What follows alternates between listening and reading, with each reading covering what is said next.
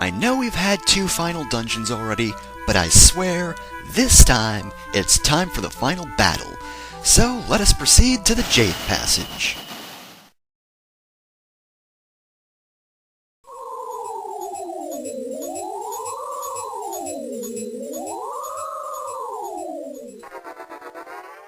This is the passage so ominous, it has to tell us we entered it twice.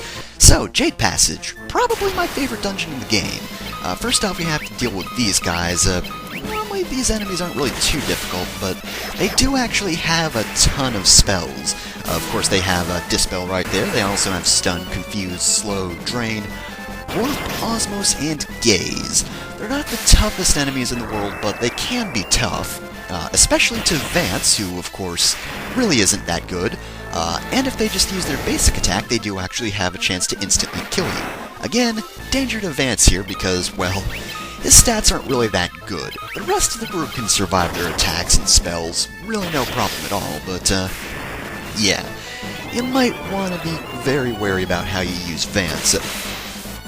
Son of a bitch. They actually did the smart thing and confused Dante. That is actually fairly intelligent, but anyway, yeah, you might want to help Vance out, because as the 4th party member, he's not really that good.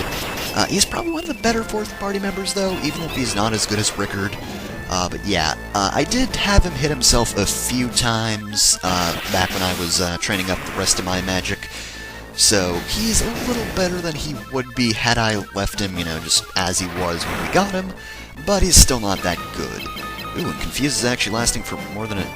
Oh shoot, I got hit by Slow, didn't I? I didn't even notice that. I must have gotten hit by Slow, which, since there's no ATB gauge in this game, it just means you get less attacks, and by less, I mean no attacks at all. So, as I was saying beforehand, Jade Passage, pretty cool dungeon, probably my favorite in the game, good layout, fairly good tile set, I like it, it looks pretty cool. The whole water setting is kind of nice. It's not the most intimidating place, despite the spikes coming from the walls, but it's pretty cool. White Dragon we've seen before, but of course, you know, let's show him off again because, you know, he's new to this dungeon, and they're...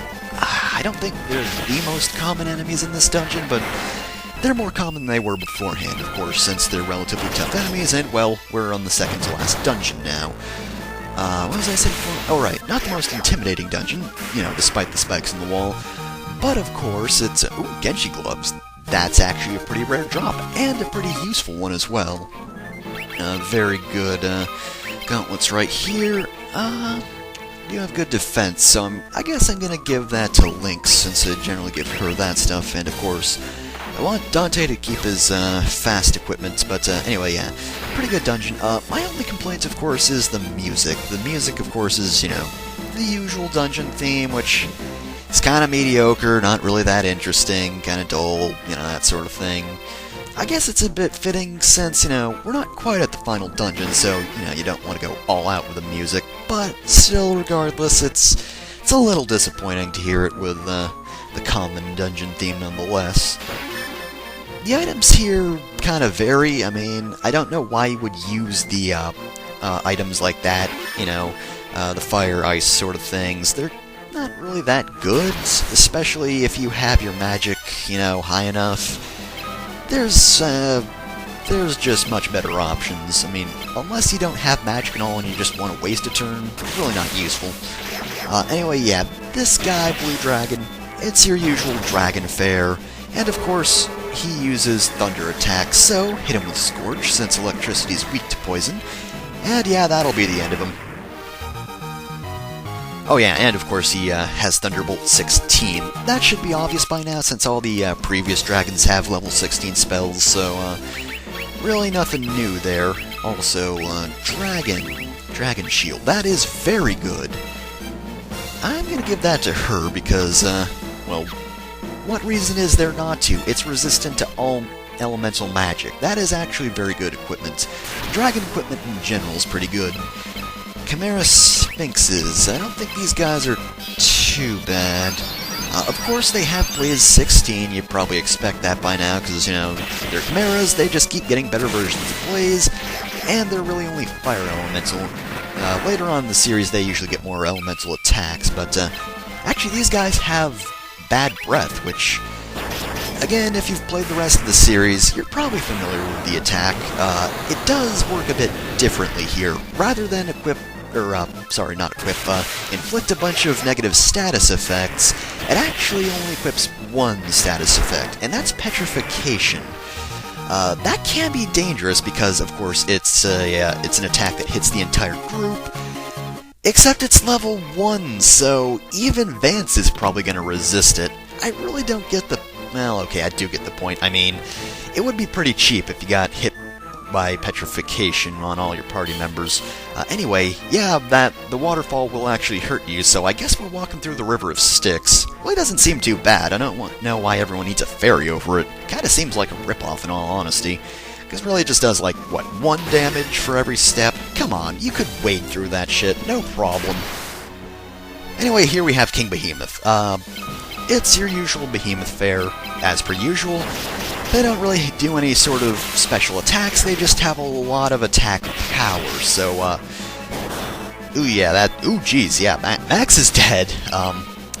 To be fair, though, Max really isn't the best, standard for, checking out armor, or whether or not an enemy has good attack power, because, my Max has equipment that really just, they're used for raising his attack power, so his defense is kinda shit in general, but yeah, as you can see, Vance didn't really suffer much damage, so King Behemoth not amazing.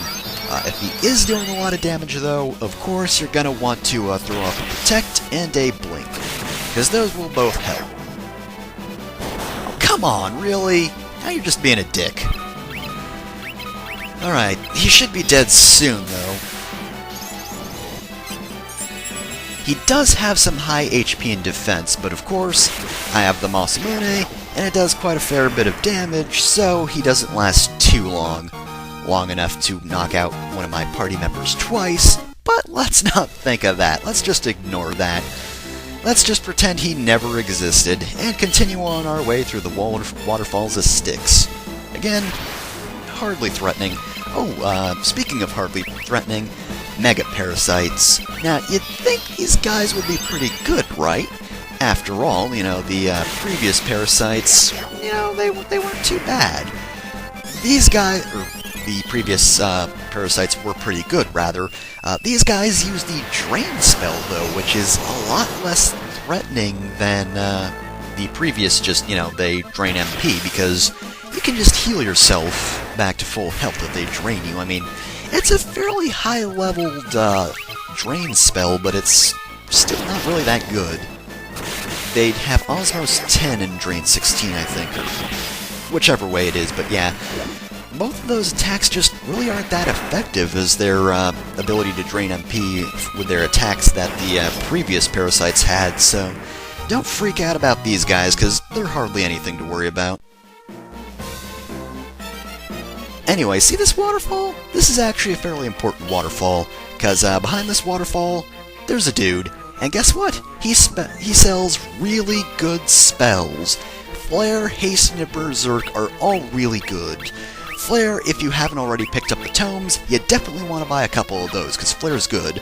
The other ones are pretty good, too. The only one that's not really all that good is honestly Death.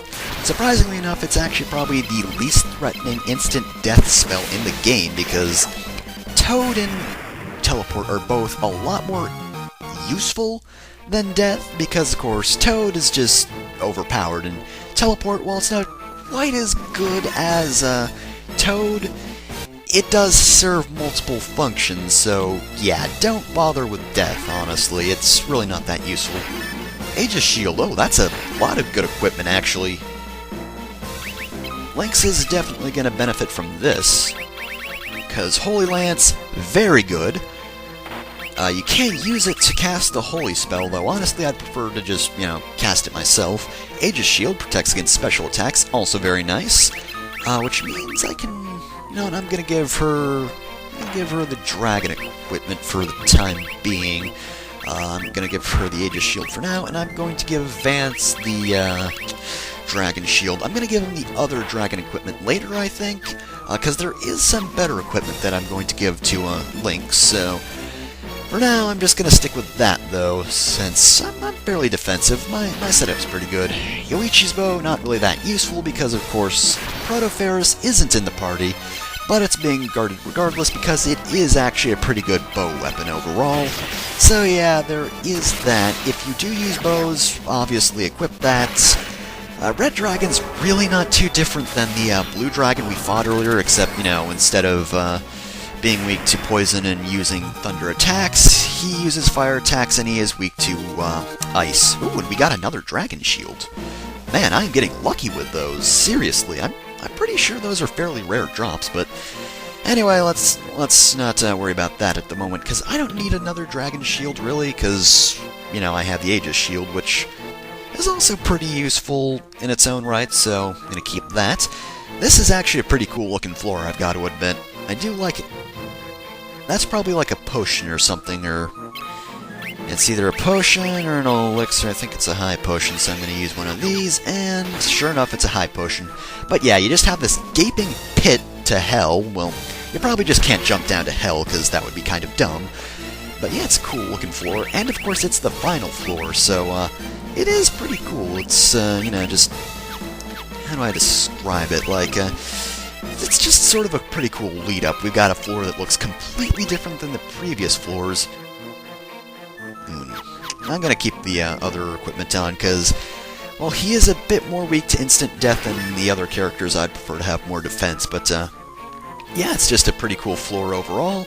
And, of course, that's pretty much the end of it, because once we get to the end of this floor, that's it. Any other enemies want to come at us? Yes? No?